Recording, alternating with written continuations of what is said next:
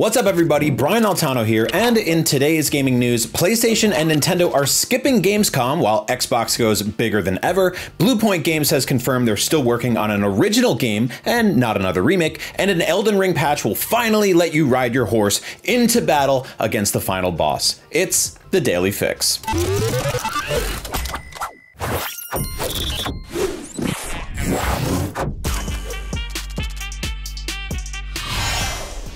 Microsoft has announced plans to return to Gamescom this year with what it says is its biggest booth ever at the German game show, a show that Sony and Nintendo have confirmed they will not be attending in 2024. Gamescom, which had over 320,000 attendees last year, is by far the biggest video game convention in the world. This year, though, it runs from August 21st to 25th, and we'll see Xbox showcases the likes of Obsidian's Avowed, Bethesda's The Elder Scrolls Online and Fallout 76, and Blizzard's Diablo 4 expansion, Vessel of Hatred, as well as World of Warcraft expansion, The War Within. It is Blizzard's first Gamescom following Microsoft's $69 billion acquisition of Activision Blizzard last year, and as someone who has attended Gamescom 7 or 8 times now, I'm excited to see just how big this booth is in person, since the one they had last year was already massive and very loud. But I gotta say, as a fan of all 3 major console companies, I love them all, I'm bummed that Nintendo won't be there this year since they were there last year, and I'm really bummed that PlayStation isn't even gonna bother showing up. Hey,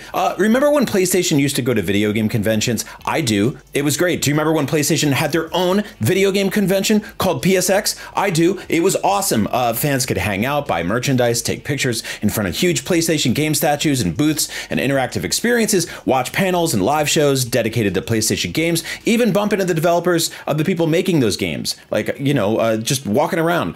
It was a blast. I miss it a lot. Look, I get it. Sony is too cool for school these days. Their console is selling incredibly well. Their games are taking longer than ever to develop. Why bother even showing up to a convention? Let alone having your own again, right? You don't even need to be there since the PS5 keeps selling regardless. And with the big game releases few and far between, there's really nothing you have to show anyone, so just stay home, right? Sure, I guess, but you know, sometimes it's cool to give your fans more than a plastic box and some games every few years. Nintendo, I get right now.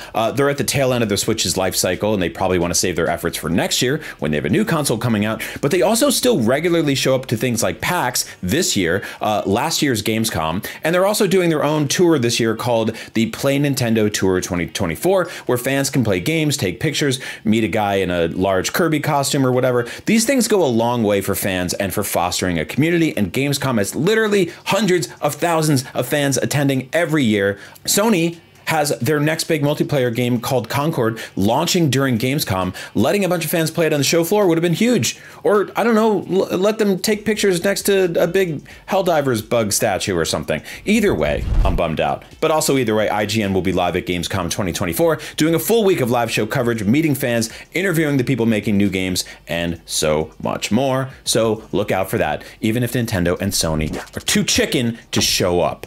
Speaking of people making new games, Demon's Souls remake developer Bluepoint Games is still working on its original title for PlayStation, despite the myriad studio closures and layoffs affecting the video game industry all around. As reported by Eurogamer, Bluepoint head of technology Peter Dalton made clear the studio is still working on the brand new game it announced upon being acquired by Sony, deviating from its tradition as a remake developer. Nothing has changed since our statement that we are working on an original title, Dalton said on Twitter. Everything takes time. We are committed to sharpening our skills. Our team is a very highly experienced team. The average experience among most people is about 15 years, and all of them come from original development. He added, it's not like we're a bunch of developers that got trained up on making remasters and remakes. We have that original game development mindset in our hearts, and that's what we're now ready, finally ready, with the support of Sony to push forward and show what we can do and show what PlayStation can do. Bluepoint is also responsible for the Metal Gear Solid HD collection, Uncharted, the Nathan Drake collection, and so much more.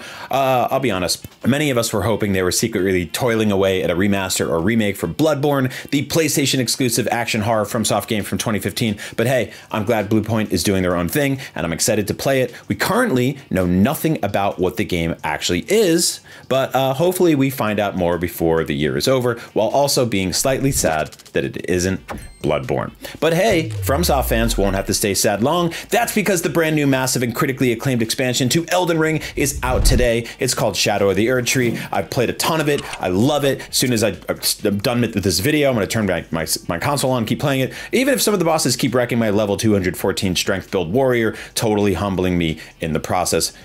With the expansion, though, comes some very cool additions to the base game, the biggest of which is that FromSoft has finally allowed players to be able to use their lovable yak horse creature thing Torrent against the infamous Elden Beast boss, addressing one of the few complaints players had about that fight that famously forced us to run around a massive arena every time that big dumb octopus thing warped somewhere, which it did a lot. The Elden Beast isn't like a particularly difficult fight, but many fans did find it quite frustrating due to the arena's colossal size and the boss essentially teleporting around it the whole time. There's other new updates in there, like display options, adding a little exclamation icon next to a newly found item, and more. Oh, and in typical From Software fashion, you won't be able to just select the Shadow of the Erdtree expansion from the main menu. Hope you know this by now. You'll have to defeat 2 bosses in the base game, one of which is optional and kind of hidden and tough, and then enter it from there. So we've got a full guide up now on exactly how to do that over on IGN.com, plus walkthroughs and tips to help you not get crushed to smithereens by the dozens of new enemies and bosses in there.